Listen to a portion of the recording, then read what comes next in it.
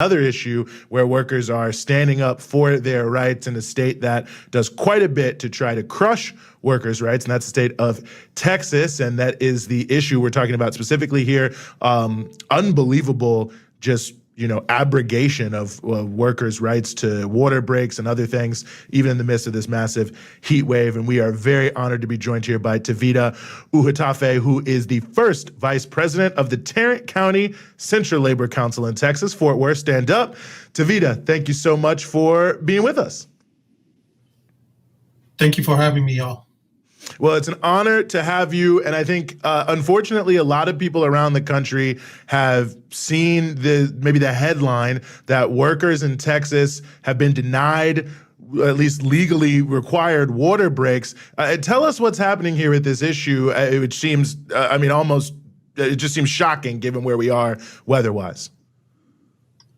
Well, it's both simple and complex. The simple thing is it's a total disregard for life and welfare of the workers who work outside, particularly in the construction industry. That is an industry in Texas, at least I know, that does have a large undocumented workforce. So this kind of bill not only attacks workers, but it attacks the people who are most likely to not say anything about it for fear of being caught up with some kind of government issue. So it's very dangerous because the people who are going to be affected the most are the ones that are most vulnerable in our communities. I was so surprised to see that as of now, it's like the requirement is every 4 hours, a 10-minute water break, which seems already insufficient, especially in the amount of or the high temperatures that we're seeing all across the world right now. But of course, particularly in places like Texas, Arizona, all these areas. So that already seems insufficient. So this would mean exactly what? Like when we're talking about workers that work in certain industries, particularly outdoors in these very high degrees of heat, what would this mean if passed for those workers in terms of the breaks they get? Do they just not get breaks? So they're leaving it ultimately up to the employers. And so, I mean, I can elaborate on that, but we're talking about an industry where people are being exploited with low wages, or, especially if they're undocumented, or that there's no way to escape the heat. They are surrounded by concrete, asphalt, sheet metal, exhaust from vehicles. Like there's no way to escape the heat. So you're telling me like a 10-minute break of water is too much to ask for? In this record heat wave where we're having heat advisories well into the night, 10, 11 o'clock at night. I mean, you try to make sense of something, but then you figure that they are so out of touch in Austin. These are people who don't know what workers are experiencing outside because they're not outside. And if they cared, or if they, even cared to go and stop and ask a worker how it feels to work outside in the construction trade and not be able to have a water break come September 1st, I mean, it's immoral and it's wrong. Mm-hmm. And regardless of who is the worker, nobody should have to suffer under those conditions. It should be a right to have a break, to take a water break. This is going to kill people. And we are not prepared for it, but that's where it's going. And it's going to be the most vulnerable workers who are going to be the farm workers, and we're going to be asking employers to take the responsibility. I worked for an employer that has a water program or hydration program, and we're still struggling with keeping people hydrated in these high temperature heats. So you can't tell me that a company that's going to have a hydration program is going to have the same concern unless people start dropping dead left and right. And then they're going to start having to hire again, because that's how it is. We are employee numbers. We are expendable. under these kind of laws. I think that's a very good point, and sort of maybe the other aspect of this as well, or one of many aspects, is, this whole Death Star bill that is bringing this in, that's the name that's given to the package of laws. It seems like an amazing attack on worker political power, because they're essentially stripping the ability of workers to pass laws that help them in the places where they've been able to gain the political influence to encourage that amongst lawmakers. Yeah, absolutely. In the city that I live in, Euless, Texas, back in 2020, we passed a fair overtime ordinance that was put on the ballot with a 72% approval by the city of Euless. This was to protect workers in our community from being forced overtime last minute, right before they were ready to clock out. So a bill like this would just kill the will of the voters. This is the voice of the voters who said that this was something that was important to the city of Euless. And it was an idea that we were going to use in other communities so that we can help other communities also protect workers from being forced overtime. This is an example of attacks, and for no reason, attacking bills that help people keep the economy running. That's it. So I also think that this, on top of speaking to like the fact that Greg Abbott is just a heartless monster. Am I allowed to say that? I'm just going to say that. It also speaks to the fact that, like, why isn't there a law nationally about this? Like, why is this being left up to a state to even determine? And I don't know if that's a question you can really answer.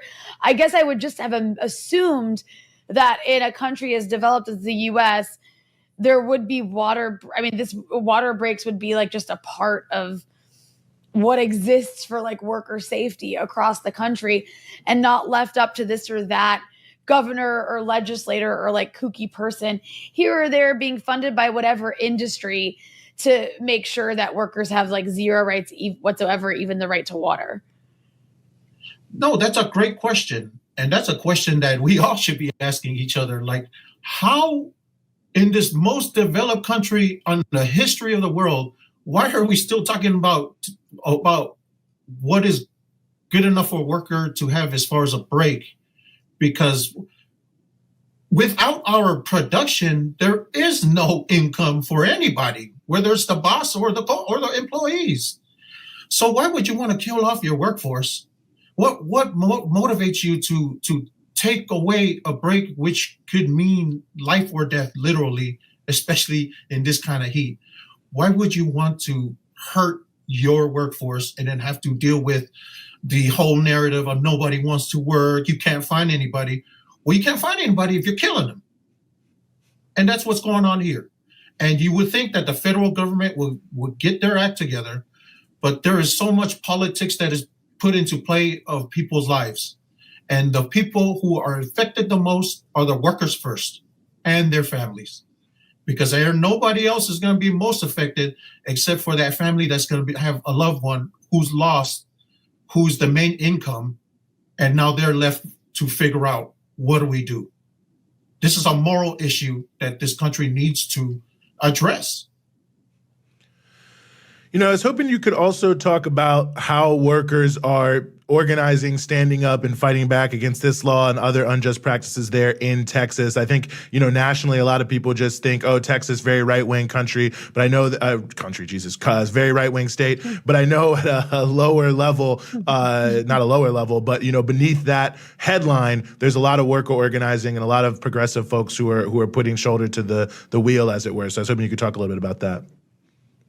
Yeah, absolutely. There are different organizations that are coming together, organizations that represent labor, people of color, the construction industry, who are calling their representatives, even though this is passed, to see if there's a way where they can have it where it's not enforced, where employees or employers are still put into a position where they have to at least give them the 10-minute break. And that's going to be an ongoing conversation and discussion well into the summer, because this starts September 1st. So we still have a lot of time. well, very little time at this point, but to kind of mitigate the total effect of the bill, we still have little time to kind of communicate and reach out to both aisles, because it's one way to, we can reach out to our friends, but if the majority is not hearing us, then it's all for nothing. We're wasting our time. So there's a coalition, and there's too many to name, and I don't want to leave anybody out. But there are people working behind the scenes to make sure that the smallest break that somebody can use to hydrate, that's not too much to ask. I don't think so. We need to kind of give them, like, I guess, moral help or something. I don't know, like, kind of educate them, but that's what we're going to continue to do that. Mm-hmm. Mm-hmm. I'm so curious, like, what is the argument being made by those who are proponents of this to justify it? I'm just curious, like, because I so far, a lot of the news reports I've seen they seem to recognize how inhumane and outrageous this is. So who is openly and publicly advocating for it? And what are they actually saying in their argument? That's a good question. I'd like to ask my politicians in Austin that same question. Who is advocating for this, and who is saying that this is something that's okay?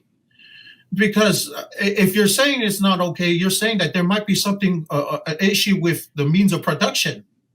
Well, then if you don't have enough employees, that's an employer problem. You should not be forcing that on your current employees to pick up the slack. Maybe you need to scale back a little bit. Maybe you haven't thought about that. These are things that are very simple to us who think that it's okay to have a break, but they make it so complex. And at the end of the day, it's about making money. The less time we're sitting taking a break, the more production you're going to get out of us. And that means the bottom dollar is going to be affected positively for them. Unfortunately for us, we're going to be huffing and puffing looking for water at the end of the shift. And God forbid we even drop dead right there before we clock out. Tevita Uhatafe, First Vice President of the Tarrant County Central Labor Council, we really appreciate you joining